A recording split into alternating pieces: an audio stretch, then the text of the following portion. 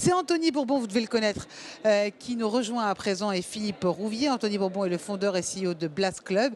Philippe Rouvier, lui, il est cofondateur et CEO d'Ofloti. Bonjour, installez-vous. Et c'est très sympa de vous retrouver tous les deux. Bonjour, prenez un plateau. Alors tout a commencé aussi sur un plateau. Prenez un micro, vous connaissez maintenant. Racontez-moi, parlez-moi.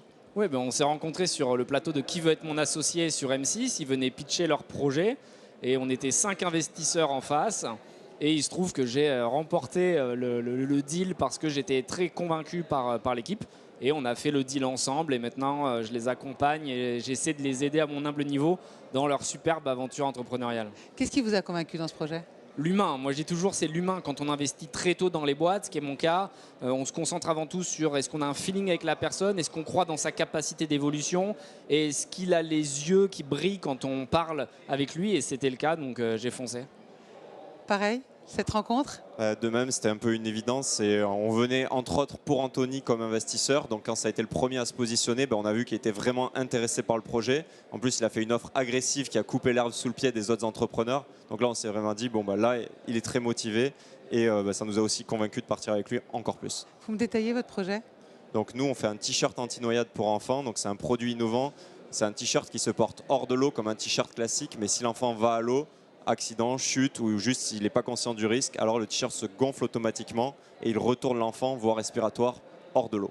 Ah, génial. Et ça y est, vous avez réussi à le commercialiser grâce à l'aide d'Anthony ? Avec l'aide d'Anthony, on l'a commercialisé. On a vendu plus de 5000 produits cette année. Ah. Et surtout, on a eu 3 témoignages de parents dont les enfants ont été sauvés grâce à notre produit. Et on ne pensait pas que ça arriverait aussi vite dès la première année de réussir en fait notre mission qui est de sauver des vies. Quand on est une start-up, il faut forcément passer par la case levée de fonds. Comment on fait ?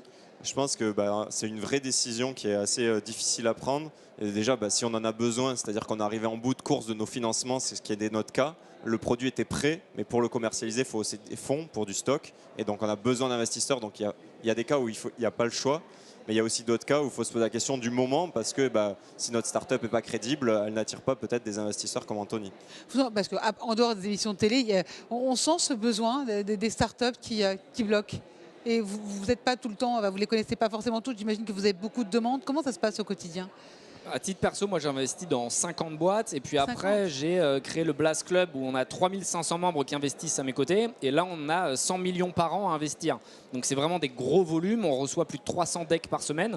On a une équipe d'analystes qui va filtrer sur des cahiers des charges qui sont assez précis et après on rencontre les fondateurs mais on essaie de plus en plus de trouver des business qui peuvent être rentables. C'est-à-dire qu'on a eu une époque folle en 2020-2021 où tu pouvais lever 200 millions d'euros en faisant 3 millions d'euros de chiffre d'affaires. Ça c'est une époque qui est révolue. Maintenant, les investisseurs veulent du bon sens paysan et donc du coup on va se concentrer sur des projets qui peuvent être rentables rapidement et donc avant de se poser la question est-ce que je lève des fonds, il faut avoir démontré son modèle, avoir posé sur Excel et montrer qu'on pouvait réellement gagner de l'argent. Pour vous, Anthony, personnellement, vous êtes parti de loin. Comment on arrive à être comme ça maintenant une référence ? Il faut travailler très dur, il faut croire en soi. C'est-à-dire que le nombre de fois que des gens m'ont dit c'est impossible, tu n'y arriveras pas, n'essaie même pas. On peut rappeler rapidement votre parcours ? Ouais, moi j'avais des parents assez compliqués. Je me suis retrouvé à la rue à l'âge de 16 ans. Mon père était contrôleur de train. Bon bref, j'étais pas l'archétype du start-upper qui a fait HEC ou Polytechnique. Et donc j'ai vraiment galéré très dur, mais je pense que je l'ai transformé en opportunité tout simplement parce que ça m'a donné tellement la rage, une envie de revanche, de vengeance, que je me suis mis pour mission de prouver que tout le monde pouvait y arriver. Et aujourd'hui, Blast, c'est un peu la suite assez logique puisque je permets à des jeunes comme moi qui ne rentrent pas dans les cases d'être financés. Donc vraiment, c'est une mission, mais je le dis souvent, je prends du plaisir quand je me lève le matin et donc j'ai de la chance parce que je gagne plein d'argent en adorant ce que je fais. Donc je suis parfaitement aligné avec mes objectifs. Je pense que la détermination, c'est vraiment un maître mot pour les entrepreneurs, c'est de se dire on va affronter plein de difficultés, on va nous mettre plein de barrières, mais il va falloir les passer une par une. Et je pense que vraiment tous les entrepreneurs qui réussissent à un moment donné ont ça en commun, cette détermination sans laquelle on ne peut pas faire, puisque tout le monde va nous dire non, c'est pas possible, va nous refuser des choses. Et nous, on n'a pas le choix, il faut quand même avancer, sinon l'entreprise s'arrête. C'était une évidence pour vous du coup d'avoir quelqu'un comme Anthony. Vous avez d'autres investisseurs en tête ? Là, non, on n'a pas besoin de d'autres investisseurs justement puisqu'on a eu la chance d'avoir Anthony. Mais sinon, à part Anthony, on pensait à Eric Larchevêque puisqu'il est industriel. Mais nous, notre vraie préférence, c'était Anthony qui est complémentaire puisque nous, on est 2 ingénieurs et lui a vraiment cette capacité et cette assez unique en termes de marketing à nous aider. Et donc c'était le choix C'est motivant, évident. j'imagine.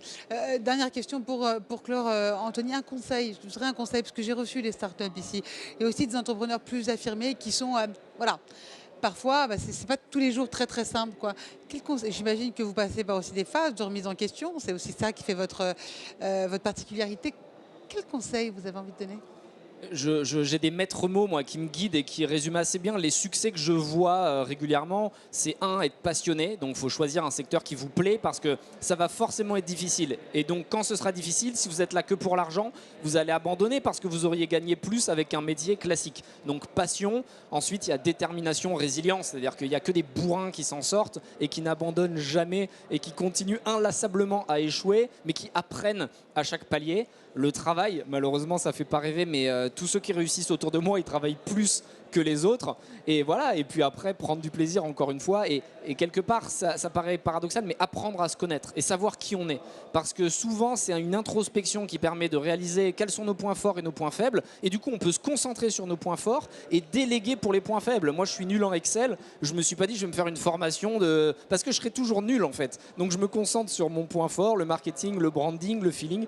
Et c'est comme ça que j'arrive à m'en sortir. Et c'est comme ça que tous ceux qui font des belles choses autour de moi font également.